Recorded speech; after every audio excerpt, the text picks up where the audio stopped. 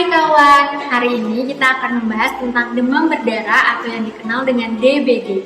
Kita akan bahas dari A sampai Z, dari apa itu demam berdarah, gejalanya apa saja, dan apakah demam berdarah dapat menjadi parah. Simak terus dan tonton terus ya video ini.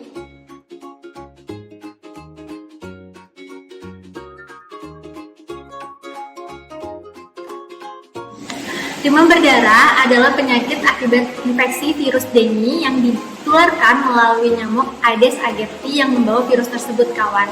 Nah, demam berdarah ini atau yang disingkat dengan DBD adalah penyakit akut yang dapat menjadi parah apabila sudah ada manifestasi perdarahan yang akan menyebabkan shock hingga kematian. Perlu kawan ketahui, pada tahun 2018 jumlah kasus akibat kematian DBD ada 462 orang, kawan.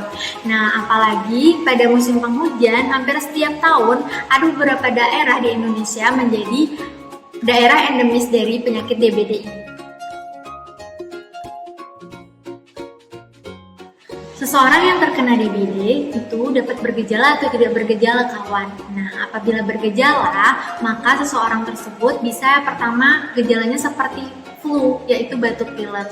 Tapi yang paling pasti ada gejalanya yaitu demam tinggi, disertai dengan keluhan adanya nyeri-nyeri pada seluruh tubuh, nyeri pada sendi-sendi, lalu bisa juga penderitanya menderita nyeri pada mata bagian belakang.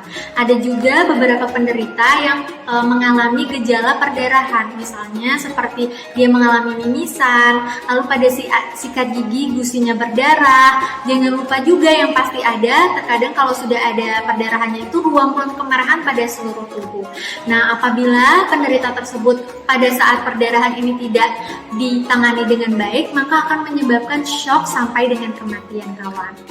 Nah, adapun tanda-tanda bahaya pada penderita DBD yaitu yang pertama, apabila penderita mual dan muntah secara terus-menerus sehingga tidak bisa minum atau cairan sama sekali tidak bisa masuk pada penderita. Jadi penderitanya takutnya nanti kekurangan cairan, kawan. Itu merupakan tanda bahaya. Lalu yang kedua, adanya nyeri perut yang hebat pada penderita tersebut. Lalu berikutnya, apabila penderita merasa gelisah, kawan. Nah, lalu setelah itu adanya perdarahan yang terjadi secara terus-menerus. Jadi perdarahannya tidak dapat berhenti. Nah, nanti kalau misalnya sudah menimbulkan sampai kaki, tangan, itu pada penderita sampai dingin, lalu penderita merasa lemas, itu harus segera dibawa ke instalasi gawat darurat atau IGD karena hal-hal tersebut dapat menyebabkan shock. Penderita akan mengalami shock hingga sampai menjadi kematian. Ingat ya kawan, kalau ada tanda bahaya harus segera dibawa ke IGD.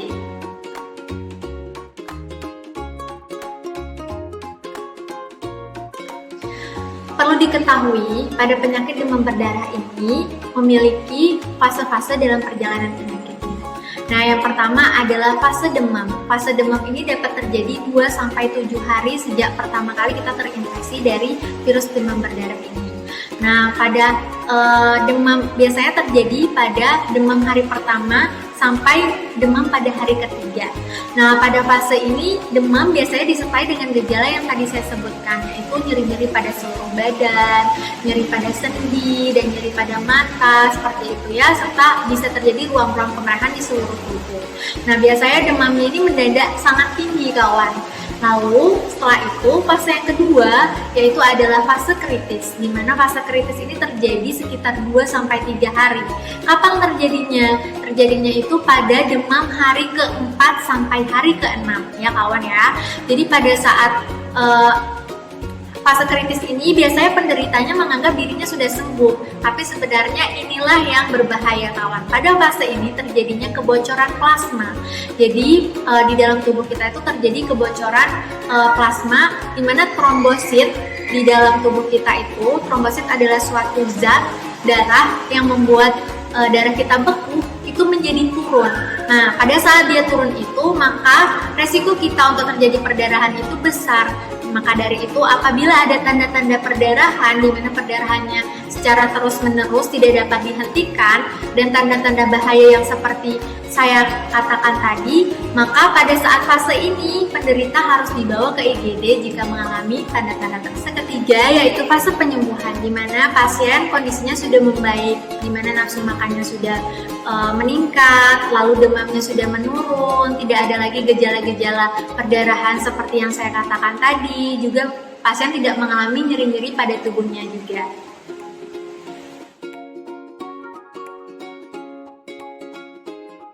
Sekarang kita akan membahas bagaimana cara penularan dari penyakit DBD ini. Nah, berdasarkan penelitian CDC, itu ada beberapa cara penularan dari penyakit ini. Yang pertama adalah dari gigitan nyamuk. Seperti yang kita ketahui, bahwa si virus dengue ini, vektornya itu adalah nyamuk Aedes aegypti. Apabila si nyamuknya ini menggigit orang yang sehat, maka orang tersebut langsung terkena atau terinfeksi dari virus dengue tersebut sehingga menimbulkan penyakit DBD.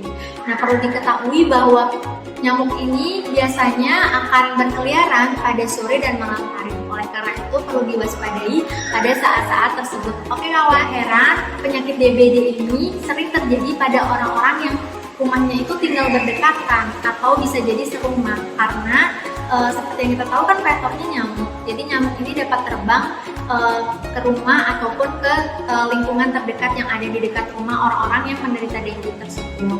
Makanya jika satu orang yang sudah terkena dengue di satu lingkungan itu perlu diwaspadai untuk terjadinya penderita atau penyakit DBD ini untuk menyebar.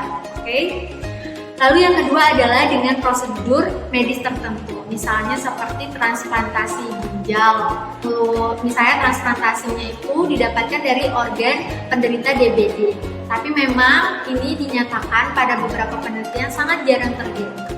Lalu yang ketiga atau cara penularan terakhir adalah itu jadi ada beberapa penelitian yang mengatakan bahwa si virus dengue ini dapat tertular melalui ibu dan anak. Jadi dikatakan bahwa ada ibu saat hamil menderita DBD, lalu saat lahir anaknya itu juga didapatkan bahwa ada menjadi infeksi dengue juga.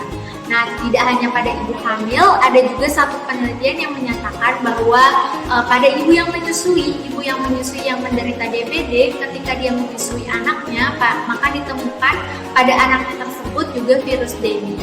Tapi memang ini masih diperlukan penelitian lebih lanjut untuk menunjukkan validitas dari penelitian tersebut.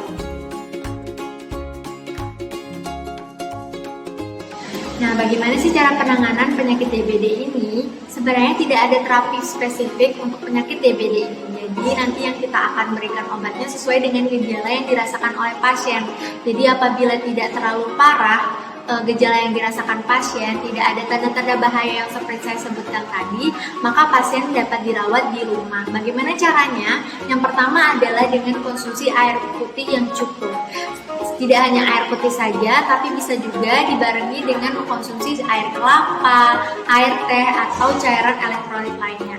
Lalu yang kedua adalah tetap konsumsi makanan yang cukup serta sayur dan buah. Jadi gizi-gizi yang masuk juga harus banyak ya, makanannya harus cukup. Walaupun nafsu makannya tidak terlalu bagus, tapi memang makanan harus tetap masuk agar tubuh kita dapat melawan virus dengue yang ada. Lalu setelah itu dapat diobati demamnya dengan paracetamol. Nah, tapi untuk yang anak-anak mungkin diperlukan petunjuk dokter untuk mengenai dosis yang diberikan.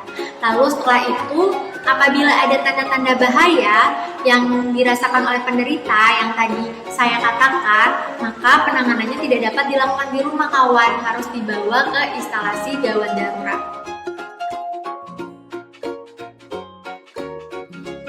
Nah, bagaimana cara pencegahan dari penyakit DBD ini? Jadi, pemerintah sendiri ada mengadakan program yang disebut dengan 3M+.